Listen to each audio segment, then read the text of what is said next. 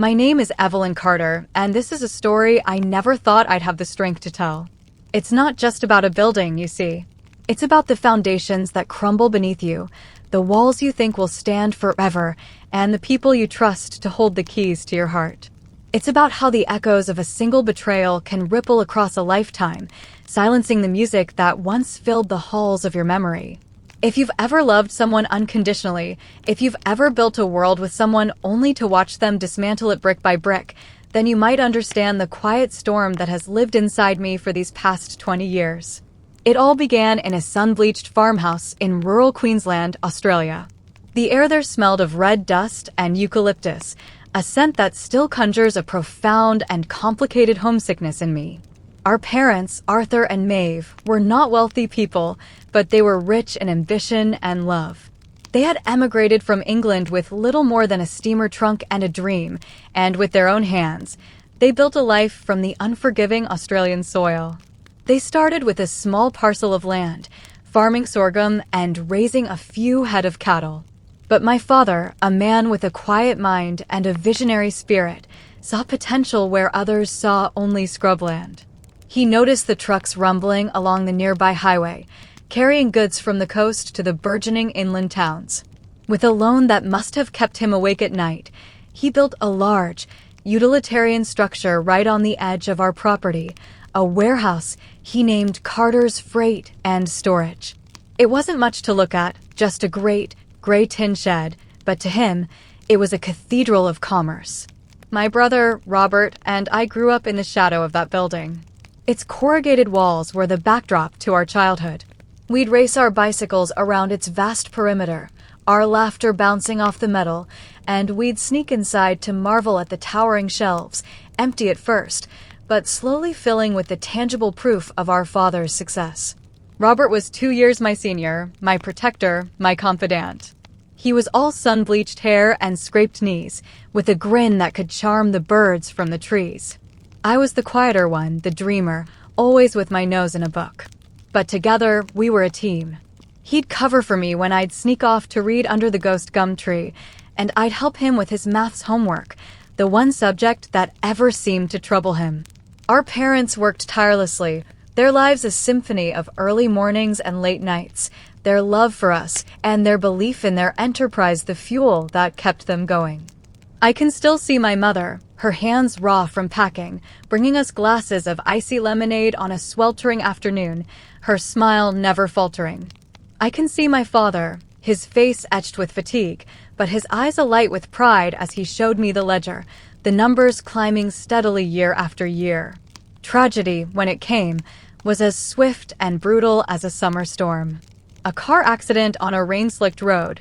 A phone call in the dead of night. Robert and I, suddenly untethered, two orphans adrift in a world that had lost all its color. I was 22, Robert 24. The grief was a physical weight, a suffocating presence in that now silent farmhouse. We clung to each other, two survivors in a lifeboat, the only ones who could possibly understand the depth of the chasm that had opened beneath our feet. The will was simple, as straightforward as our parents had been. The farmhouse and the land were left to both of us jointly. But the warehouse, Carter's Freight and Storage, was left solely to me. I remember the solicitor reading that clause in his dry, monotone voice. Robert's face, sitting beside me, was unreadable. Later, he put his arm around me and said, "Don't you worry, Evie. Dad knew what he was doing. You were always his little girl, his sharp one. I'll look after the land, you look after the business. We'll make it work, just like they would have wanted." And for a while, we did. I threw myself into the business. It was my inheritance, my connection to my father, my sanctuary from the grief. I learned every facet of the operation, from negotiating with trucking unions to managing the complex logistics of storage for a dozen different clients. The business, under my care, flourished.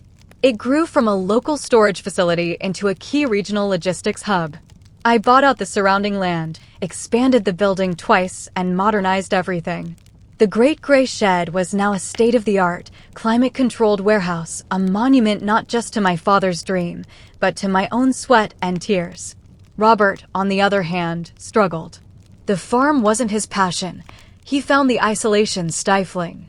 He dabbled in a few get-rich-quick schemes, an emu farm, a failed attempt at growing organic mushrooms that drained what little money he had.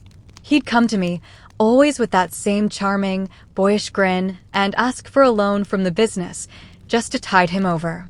"It's for the family land, Evie," he'd say. "I just need a little capital to get it turning a proper profit." And I, seeing my big brother, the boy who had shared his secrets with me under the vast Australian sky, always said yes. I saw it as us helping each other, as us honoring our parents. I never saw the ledger of those loans, never added up the total. He was my brother. Trust wasn't something you quantified. As the years passed, the dynamic between us shifted. The easy camaraderie of our youth was replaced by a subtle tension. He became resentful, I think, of my success. He'd make offhand comments about how I'd gotten the golden ticket and how our father had played favorites. I tried to talk to him, to remind him that the business was my life's work, that I had built upon what Dad started, that he was always welcome to be a part of it. But he'd just shrug and change the subject. He started spending more time in Brisbane, coming back with fancy new clothes and talk of big deals with important people. I was too busy, too focused on the next contract, the next expansion, to see the danger. I was building an empire, but I was neglecting the fortress of our relationship. The pivotal moment came on a day so ordinary it feels like a betrayal in itself. I had been feeling unwell for some months, a deep, persistent fatigue that no amount of sleep could cure. After much persuasion from a friend, I went to a specialist in Sydney. The diagnosis was a rare and aggressive autoimmune disease. The treatment was harsh, experimental, and would require me to be in a dedicated hospital in Germany for at least a year, possibly longer. My world, which I had built so carefully, shattered for the second time. In a panic, I turned to Robert. We sat at our mother's old kitchen table, the formica scarred from a childhood of meals and homework. I was terrified, vulnerable. He was calm, reassuring. "Evie, you focus on getting well," he said, his voice soft, his hand covering mine. "I'll hold the fort here. I'll manage the business. It's just paperwork, right? I can handle it." It was the most difficult decision of my life, but in my weakened state, I saw no other choice. My lawyers advised against it strongly. They suggested a professional manager, a board of directors. But I couldn't bear the thought of handing my father's legacy, my life's work, over to a stranger. Robert was family, blood. In my mind, that was the only safety net I needed. So I signed a power of attorney, granting him full and complete authority to manage all of my financial and business affairs while I was undergoing treatment. I left for Germany with a heavy heart, but with a flicker of hope. I was fighting for my life, and my brother was fighting for our family's legacy. Or so I thought. The first few months in Germany were a blur of pain, isolation, and brutal medical procedures. Communication was difficult. Robert would call occasionally, his voice crackling down a bad line. "Everything's fine, Evie. Don't you worry. A few little hiccups, but nothing I can't handle. You just get better." His reports were always vague, but I was too sick, too drained, to press for details. I was in a battle for my very existence, and I trusted him implicitly. That trust was my lifeline. A year stretched into 18 months. The treatment was working, but it had taken everything from me. When I was finally well enough to return to Australia, I was a ghost of my former self. Thin, frail, but alive.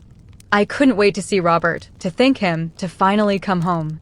I imagined sitting on the veranda of the old farmhouse, watching the sun set over the land, the great warehouse standing as a silent, steady sentinel in the distance.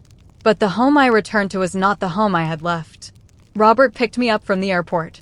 He was driving a new, flashy car, wearing a watch that cost more than my first year's profit. He was jittery, talking a mile a minute about nothing in particular. When we turned down the familiar dirt road, my heart sank. The farmhouse was there, but it looked neglected. The gardens were overgrown. The paint was peeling. And then I looked towards the warehouse. My warehouse. It was gone. Well, not gone. The structure was still there. But the sign, Carter's Freight and Storage, was gone. The gates were chained shut with a heavy, rusted lock I didn't recognize. The windows were dusty, vacant. It was a corpse of a building. "Robert," I whispered, my voice trembling. What happened?" He couldn't look me in the eye. He stared straight ahead, his knuckles white on the steering wheel. "I had to sell it, Evie. The air left my lungs." You what?" "It was going under," he said, his voice gaining a defensive, rehearsed edge. "The market crashed. We had a major client go bankrupt. I had to sell it to cover the debts. It was the only way. I saved you from complete ruin." I felt the world tilt on its axis. "You sold it? My building? How could you? Who did you sell it to? For how much?" He mumbled a figure. I thought I'd misheard him. $200,000? "Robert, that's impossible. The land alone was worth 10 times that. The business was turning over $1 million a year. You sold an $8.5 million asset for $200,000. He finally turned to me, and for a fleeting second, I saw not my brother, but a stranger, cornered and desperate. "You have no idea what it was like," he snapped. "You weren't here. You left me to clean up your mess. It was a fire sale, Evelyn. I did what I had to do." I stumbled out of the car, my legs barely holding me. I walked, trance-like, towards the chain-link fence surrounding my life's work. I pressed my hands against the cold metal, looking through at the silent, empty yard where my father had once taught me to drive a forklift, where my mother had hung out washing on a line long since gone. This wasn't a business deal. This was a desecration. I turned back to Robert, tears streaming down my face, hot and furious. "Who did you sell it to, Robert? Tell me the name." He gave me the name of a company I'd never heard of, Progressive Holdings Limited. It sounded hollow, fake. I knew in that moment, with a chilling certainty that seeped into my bones, that my brother had not just failed me. He had betrayed me. The war for my health was over, but a new, more painful war was just beginning. The silence in the old farmhouse that night was deafening. It was a silence filled with the ghosts of our past, of shared Christmases and birthday celebrations, now rendered meaningless. Robert avoided me, retreating to his room. I didn't sleep. I sat at the kitchen table, surrounded by the ghosts of my parents, and I wept. I wept for my father's dream, for my mother's sacrifices, for the years of my own life I had poured into those four walls. I wept for the brother I had lost, not to accident or illness, but to something far more insidious. The next morning, I went to my old solicitor, Mr. Abernathy, a man who had known my father. I laid out the entire sordid story. His face, usually a mask of professional calm, grew graver with every word. He obtained a copy of the sale documents. They were a masterpiece of deception. The paperwork was a labyrinth of shell companies and falsified valuations. Robert had provided the power of attorney, claiming I was mentally incapacitated and unable to manage my own affairs, a vile and calculated lie. The sale price was indeed $200,000, paid to an account I knew nothing about. Mr. Abernathy put a gentle hand on my shoulder. "Evelyn," he said, his voice heavy, "this is not just a civil matter. This is fraud. This is embezzlement on a grand scale." The word hung in the air between us. Embezzlement. It was such a cold, clinical word for the hot, raw wound of my brother's betrayal. Pursuing it meant taking the final, irrevocable step. It meant handing my brother over to the police. It meant airing our family's dirty laundry in a court of law. It meant destroying the last remaining fragment of my family. I was torn apart by the decision. The anger warred with a lifetime of love.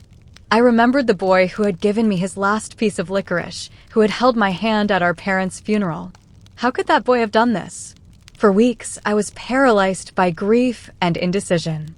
I drove past the warehouse every day, a ritual of self-flagellation, watching as the new owners seemed to do nothing with it. It just sat there, a tombstone for my life's work.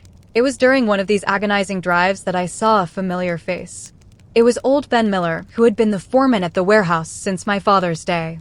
He was standing by the fence, just as I had, a look of profound sadness on his weathered face. I pulled over and got out. "Ben," I said softly. He turned, and his eyes, old and tired, filled with tears. "Miss Evelyn, I heard you were back." "I'm so sorry." We talked for a long time, there by the fence.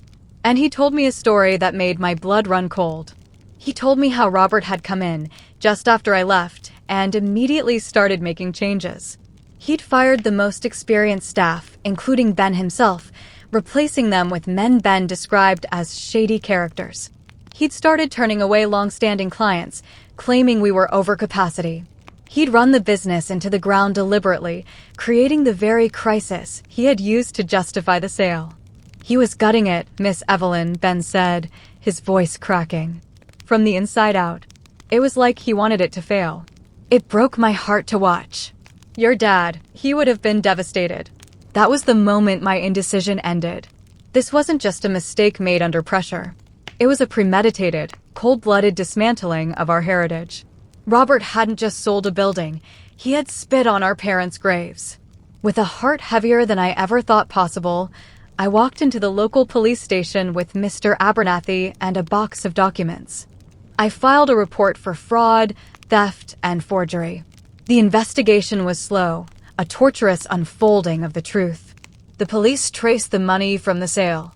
The $200,000 was just a pittance, a token amount to make the sale look legitimate. The real value had been siphoned off through a series of complex transactions, all leading back to Robert. He had used the money to pay off gambling debts to dangerous people, to fund a lavish lifestyle in Brisbane, to buy the silence of those who had helped him. The company he sold it to, Progressive Holdings, was a front, owned by one of his associates. The day the police went to arrest him, I was at the farmhouse. I watched from the window as 2 police cars pulled up the dusty driveway. I saw Robert come out onto the veranda, his shoulders slumped. I couldn't hear what was said, but I saw him nod, slowly, and hold out his wrists for the handcuffs. He didn't look towards the house. He didn't look for me. As they put him in the back of the car, I sank to the floor, my body racked with sobs that came from a place so deep inside me I didn't know it existed. I was crying for the brother I had lost long before the police ever arrived, for the shared history that was now a lie, for the simple, uncomplicated love of childhood that was now poisoned forever. The court case was a media sensation in our small corner of Queensland. Local businessman betrays ailing sister. The headline screamed. I had to sit in a courtroom and listen, under oath, to the detailed accounting of my own ruin. I had to look at my brother, seated at the defendant's table, and see a stranger. His defense was pathetic, a web of blame-shifting and claims of being in over his head. He never once looked at me. He was convicted on all counts. The judge, in his sentencing remarks, spoke of a profound and calculated breach of trust, of unconscionable behavior towards a vulnerable sibling. Robert was sentenced to 7 years in prison. I got my building back, of course. The sale was voided by the court. But it was a hollow victory. It was a shell, its reputation in tatters, its clientele gone. It took me another 5 years of relentless work to rebuild it, to restore the Carter name. But it was never the same. The joy had gone out of it. It was just a building now, a source of income, not a monument to a dream. Robert served 4 years of his sentence before being released on parole. He never contacted me. I heard through the grapevine that he moved to Western Australia, trying to start over. I don't know if he succeeded. I don't want to know. I still live in the sun-bleached farmhouse. The ghosts are quieter now most days. The warehouse still stands, operating smoothly, profitably. But every time I look at it, I don't see success. I see a graveyard of trust. I see the shadow of the brother I once knew, the boy with the sun-bleached hair, forever trapped behind a chain-link fence of his own making. They say that time heals all wounds. I'm not sure I believe that. Some wounds are too deep, too fundamental. They don't heal. You just learn to carry the weight of them. You learn to build your life around the empty space where a loved one used to be. The police called my brother to account for his crimes, and for that, I am grateful. But no court in the world can ever call back the moment before the betrayal, that last, fleeting second of innocence when you still believe that the people you love are who you think they are. That is the true loss. And that is something you mourn for the rest of your life.